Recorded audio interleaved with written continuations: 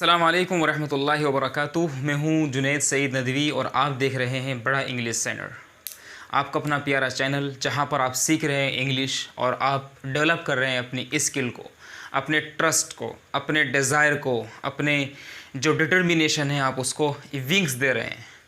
तो आज की इस वीडियो में हम फिर आपके साथ हैं एक खूबसूरत टॉपिक के साथ, और वो टॉपिक है वर्ब। इससे पहले हम बात कर चुके हैं पार्ट्स ऑफ स्पीच के बारे में, काइंड्स ऑफ सेंटेंस के बारे में, हम एडजेक्टिव को डिस्कस कर चुके हैं, उसके डिग्रीज़ को डिस्कस कर चुके हैं। तो प्लीज़ अगर आप सिर्फ अभी नए हैं, नए व्यूवर हैं, तो आप पहले इन सभी वीडियोस को सीक्वेंस ऑर्डर में आप वॉच कर लेंगे तो मैं मानता हूं कि शायद इन तमाम वीडियोस को जानना, समझना और इनको अपनी स्किल का पार्ट बनाना आपके लिए ज़्यादा ईजी होगा। तो आइए आज की इस वीडियो को शुरू करते हैं। तो फ्रेंड्स, आज की इस वीडियो का टॉपिक है verb.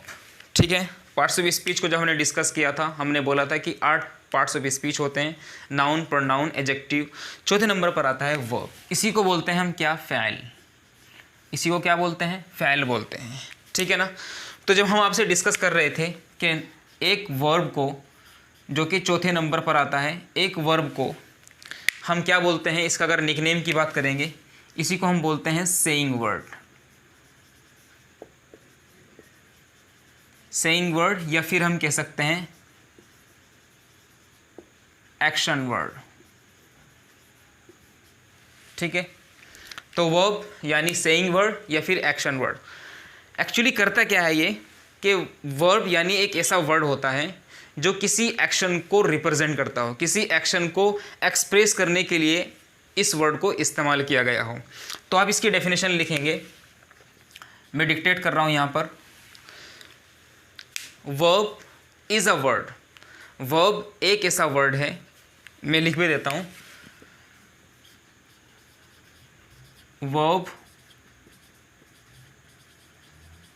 Verb is a word which is used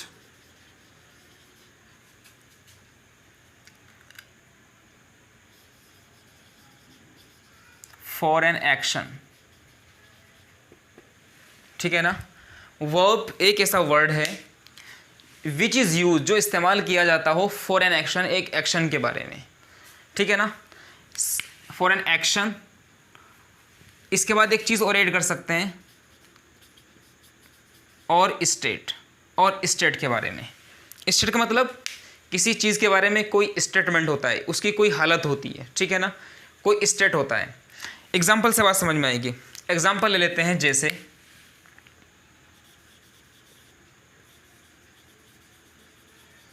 my father is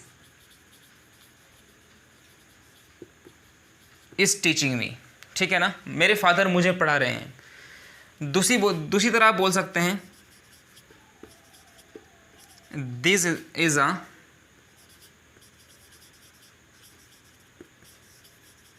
beautiful flower. तो यहाँ पर 2 एग्जाम्पल मैंने आपको दिए हैं। पहले एग्जाम्पल में ये कहना चाह रहे हैं कि my father is teaching me, मेरे फादर मुझे पढ़ा रहे हैं। दूसरे एग्जाम्पल में बता रहे हैं कि this is a beautiful flower, कि ये खूबसूरत फूल है। तो यहाँ पर क्या हुआ, पहले वाली एग्जाम्पल में यहाँ पर एक वर्ड है टीच। टीच का मतलब होता है पढ़ाना। तो टीच क्या बन जाएगा, ये आपका वर्ब बन जाएगा।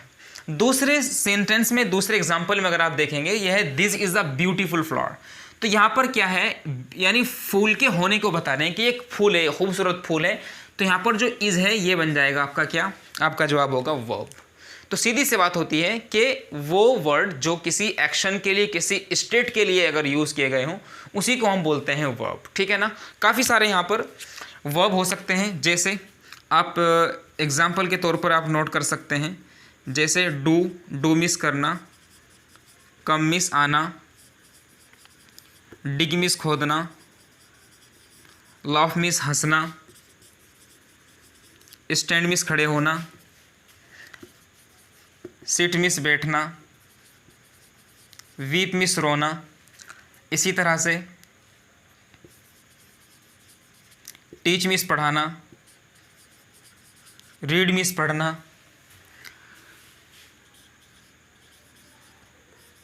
रिसाइट मीन्स तिलावत करना, एट्सेट्रा। काफ़ी सारे वर्ब हो सकते हैं। सीधी सी बात यह है कि जिसके लास्ट में ना आता हो, यानी ये वाला ना आता हो, ठीक है, हिंदी में आता है ऐसे, तो यहाँ पे क्या होता है, इसी को हम बोलते हैं वर्ब। उम्मीद करता हूँ आप इस पूरी बात को समझ गए होंगे। आगे जाकर के इसी वीडियो में हम आपसे डिस्कस करेंगे अब कि वर्ब कितने तरह के हो सकते हैं। आइए उनको भी अच्छे से एक बार चेक कर लेते हैं। अब हमें बात करनी है कि वर्ब की कितनी काइंड हो सकती है, ठीक है ना।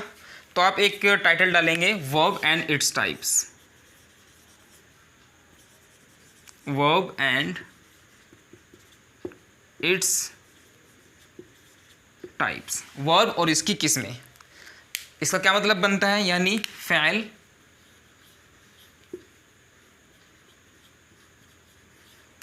और इसकी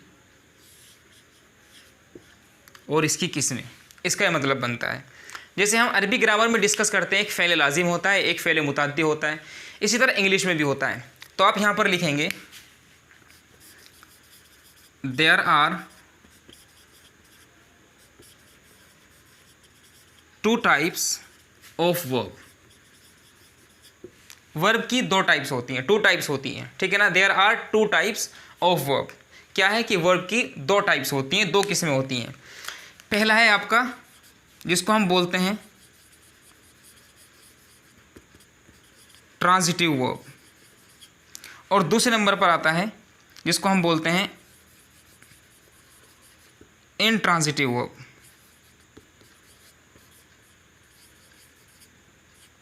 ठीक है ना। तो ट्रांजिटिव वर्ब और इनट्रांजिटिव वर्ब।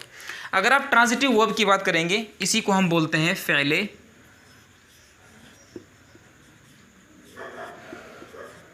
मुताद्दी। अगर आप इनट्रांजिटिव वर्ब की बात करेंगे, इसी को हम बोलते हैं फ़ेले लाजिम।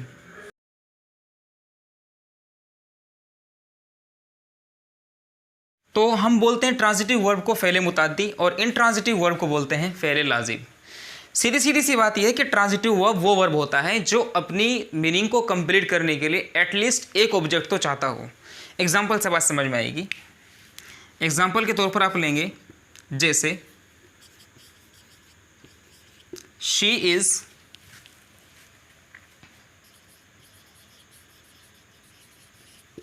Washing my cap. She is washing my cap, वो क्या है, यानी वो मेरी टोपी को धो रही है। तो she is washing my cap. तो यहाँ पे जो वॉशिंग है, ये वाला, ये वर्ब, ये आपका है ट्रांजिटिव वर्ब यानी फ़ेले मुताद्दी, क्योंकि इसको अपनी मीनिंग को कंप्लीट करने के लिए एक ऑब्जेक्ट के पास से पास होना होता है, गुजरना होता है, और वो ऑब्जेक्ट है आपका क्या, आपका जवाब होगा माई कैप। ये पूरा पॉजिटिव केस है, यानी माई कैप, ये मिलकर के क्या बन जाएगा, वॉशिंग का ऑब्जेक्ट बन जाएगा। और इसी तरह से अगर आप दूसरे एग्जांपल की बात करेंगे फ़ेले लाजिम की यानी इनट्रांजिटिव वर्ब की, तो आप कह सकते हैं शी इज़ लाफिंग। तो यहाँ पे क्या है, देखिए यहाँ पर भी मैंने एक वर्ब यूज़ किया है और वो वर्ब है आपका लाफिंग। तो पहले वाले सेंटेंस में वॉशिंग है, दूसरे वाले सेंटेंस में लाफिंग है।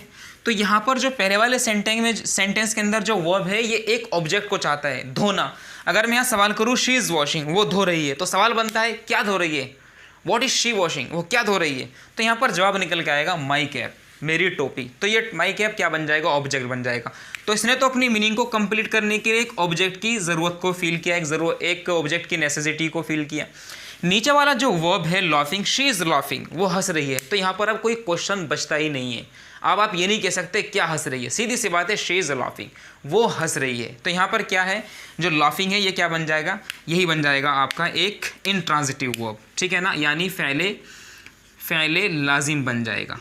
और आप सब जानते हैं, आपने अरबी में पढ़ा है कि फ़ेल लाजिम से फ़ेल मजहूल नहीं बनता है। सीधी सी बात है। इसी तरह से इनट्रांजिटिव वर्ब को भी हम पैसिव वॉइस में कन्वर्ट नहीं कर सकते। आगे जाकर के जब कुछ वीडियोस में हम एक्टिव पैसिव को डिस्कस करेंगे, यानी फ़ेल मारूफ को और इसी तरह से फ़ेल मजहूल को जब डिस्कस करेंगे, तो वहाँ पर और अच्छे से देख लेंगे। फिलहाल आपको ये देखना है कि दो तरह के वर्ब होते हैं, ट्रांजिटिव वर्ब और इनट्रांजिटिव वर्ब। ट्रांजिटिव वर्ब फ़ेल मुताद्दी होता है, जिसको अपनी मीनिंग को कंप्लीट करने के लिए एटलीस्ट एक ऑब्जेक्ट तो चाहिए ही चाहिए होता है। जैसे she is washing my cap, वो मेरी टोपी धो रही है। इसके बहुत सारी एग्जाम्पल हो सकती है ट्रांजिटिव वर्ब की। जैसे आप यहाँ पर लिख सकते हैं ट्रांजिटिव वर्ब को, जैसे है एक वर्ड मैंने बोला ही है आपके सामने वॉश, एक है आपका ब्रेक तोड़ना, एक है आपका निट, ठीक है ना, एक है आपका निट बुनना, और इसी तरह से एक वर्ड हो सकता है क्लीन, एक हो सकता है ईट, ठीक है ना। तो यहाँ पर जितने भी ये सारे वर्ब हैं ये सारे के सारे ट्रांजिटिव वर्ब हैं। अगर आप देखेंगे तो इन सभी वर्ब को अपनी मीनिंग को कंप्लीट करने के लिए क्या है, एक ऑब्जेक्ट की ज़रूरत होती है। अगर आप इन ट्रांजिटिव वर्ब की बात करेंगे तो रेड पेन से लिख रहा हूँ, इन ट्रांजिटिव वर्ब में आप लिख लेंगे जैसे कि एक वर्ड मैंने लिखा है लाफ, लाफ मीन्स हंसना, ये इंट्रांजिटिव वर्ब है। इसी तरह से गो मीन्स जाना, कम मीन्स आना, स्लीप मीन्स सोना, और इसी तरह से